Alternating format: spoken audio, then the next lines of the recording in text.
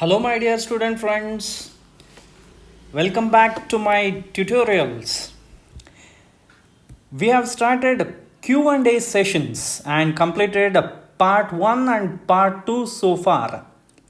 This is the part 3. If you have not watched part 1 and part 2 before watching this video, I strongly suggest you to go and watch those two videos and come back and watch this part 3 Q&A sessions. Okay, in today's video, in Q&A session part 3, we have come up with a topic called methods of new issue management. So as usual, before starting the topic, I have the habit of explaining you the concept. So let us understand the meaning of new issue management. I taught you the meaning of new issue management and gave you material in the class. If you can remember, comment in the comments section and like my video. I'll be very happy to see your comments and likes.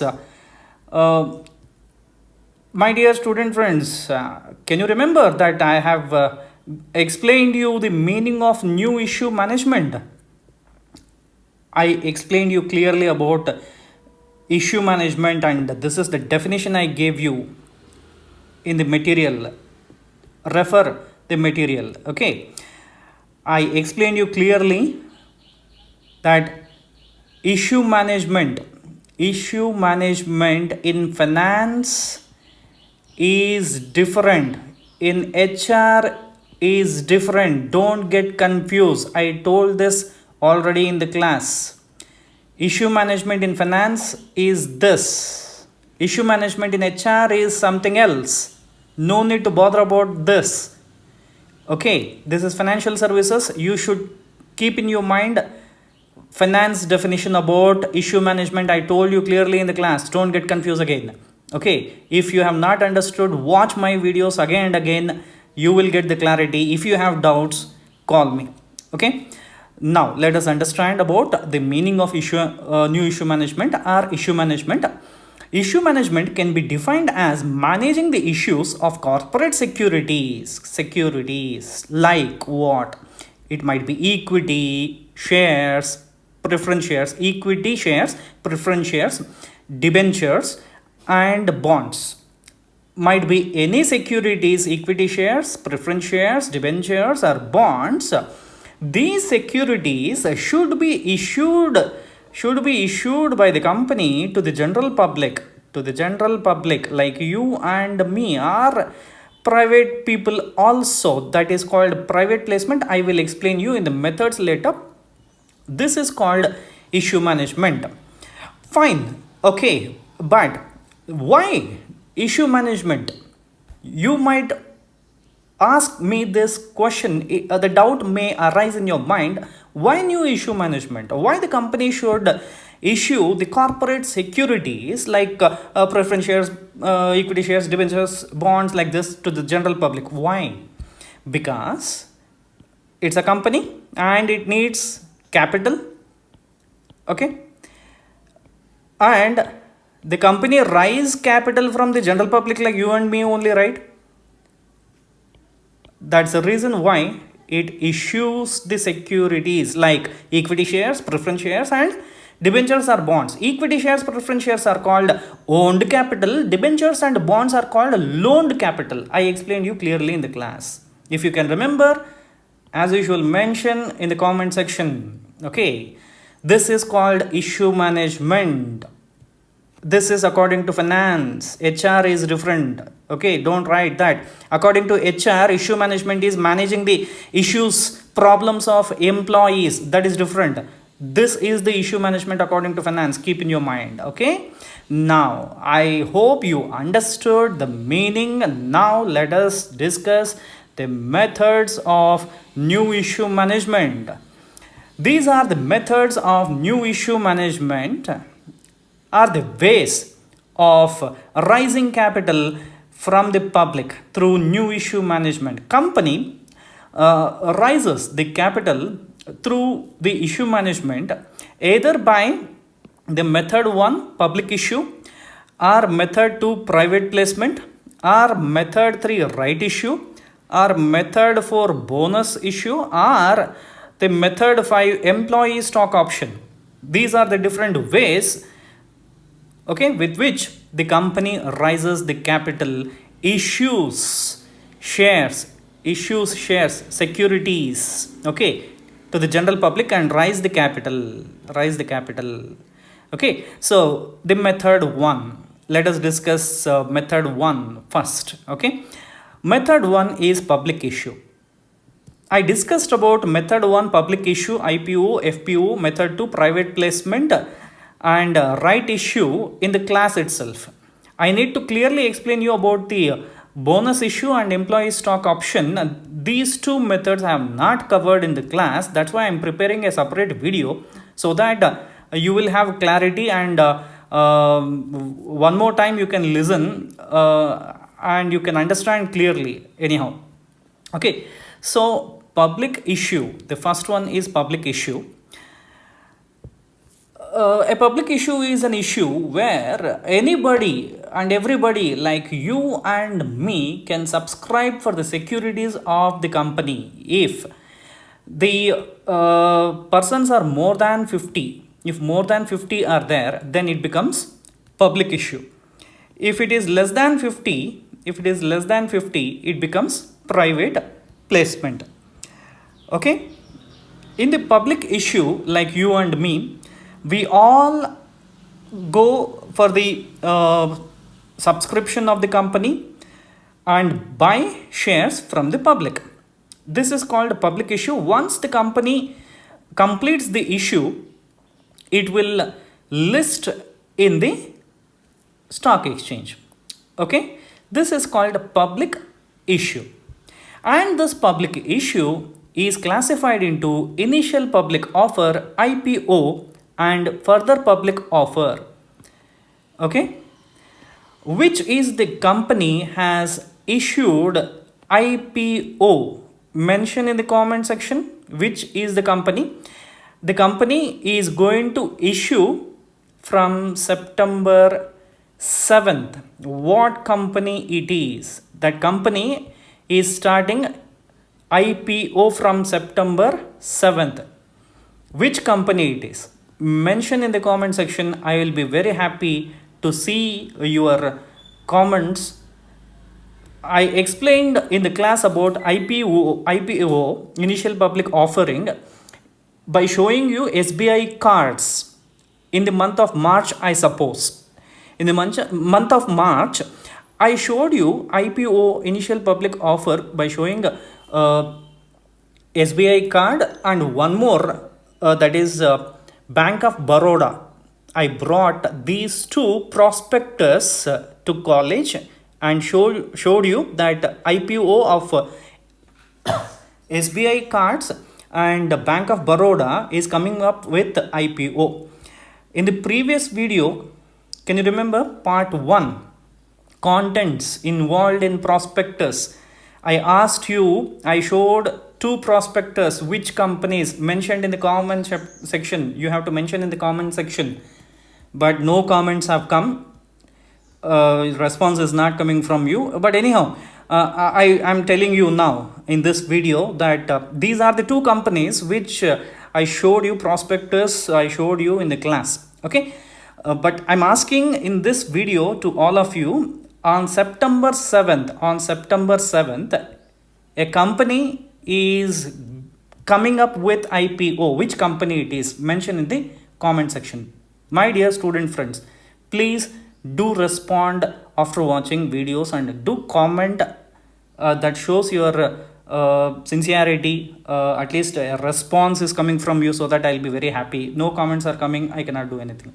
Okay, so first one is initial public offering, IPO. So IPO or FPO, whatever it is, the IPOs are issued by the company in case if it is issuing for the first time. Further public offer, FPO, which is also called follow-on public offer, issued by the company which is already have undergone with IPO process and listed in the stock exchange. That's all. Simple. Okay. I will not explain these two in details as I have already explained about these two in the class. That's the only difference between IPO and FPO. Let us proceed to the next one, that is private placement.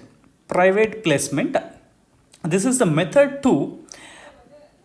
As the name itself says that the private placement is a funding a round of securities which are sold not through a public offering but rather through a private offering, mostly to a small number of chosen investors. This is called a private placement. Generally, these investors include friends and family, accredited investors, and institutional investors. This is a private placement, and the number of persons involved in private placement is not less than 50 according to the Companies Act 2013 and Companies Act 1956 also. If it is more than 50, what kind of private placement it is, it becomes the public placement, a public issue. Okay, so this is called private placement. Okay, and the shares can be distributed through outright sale by companies to select group of persons under section 80 of Companies Act 1956. This is simply known as private placement. Okay, and this private placement is classified into two types. One is preferential issue or allotment, and the second one is qualified institutions placement, QIP. Okay, so private placement can be done by the company either of these two types. Okay, so what is preferential issue allotment? Under preferential issue allotment, like you and me, individuals or any institutions, any organizations, foreign institutional investors, domestic institutional investors, be the part of the allotment. This is preferential issue. In case of QIPs, qualified institutions placement, only institutes will be part of the private placement, not like preferential issues. Under this preferential issues, institutes also be the part of private placement. The individuals like you and me also be the part of private placement. They can also subscribe to the shares of company. But under qualified institutions placement, QIP, only institutions, domestic institutions, okay, not foreign institutional investors, domestic institutions be the part of private placement. And this kind of QIP has emerged in India from 2006, May 8. Okay, SEBI has insisted the companies to raise QIPs instead of raising capital from foreign sources like ADRs, ECBs, external commercial borrowings, GDRs. Okay, these are the ways of raising capital, foreign capital especially,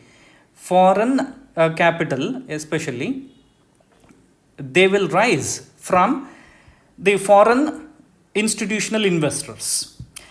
What is the disadvantage of these? I am not explaining you about ADR, ECB, GDR in detail, but try to understand. Before 2006, there were no QIPs. Companies used to raise capital from foreign sources like ADR, ECB, GDR. By doing so, we tap to the foreign currency, and the foreign currency will come into India. What happens? Rupee becomes weak and the dollar becomes strong. In order to cut off this practice, SEBI has insisted all the Indian companies to rise from 2006 from qualified institutions placement, under which the companies rise from domestic institutions like Indian companies only in order to curb the ADR, GDR, and ECB practice rising from foreign resources. This is the whole idea of QIPs. These are the two methods of private placement. I hope you understand. And the next one is right issue, bonus issue. Both these right issue and bonus issues are issued to the existing shareholders. Existing shareholders. Okay. These existing shareholders are availed with the right issues and bonus issue. The only difference is right issues are issued to the existing shareholders whereby existing shareholders have to pay certain amount and then they will buy the shares. Bonus issue is not like that. The existing shareholders will not pay anything to the company to take the shares from the company. See, for example, I am there. Okay, I am there in Ballari, in my home. Okay, and I already have some shares in Infosys. Okay, it is the short form of Infosys, Infi. I already have some shares. For example, 10 shares I have. Okay, and Infosys has gone for FPO. Is Infosys a new company which is not existed in the stock exchange? Of course, Infosys is not a new company which is already existed in the stock exchange. It will not go for IPO. Will it go for IPO? No. It will go for FPO.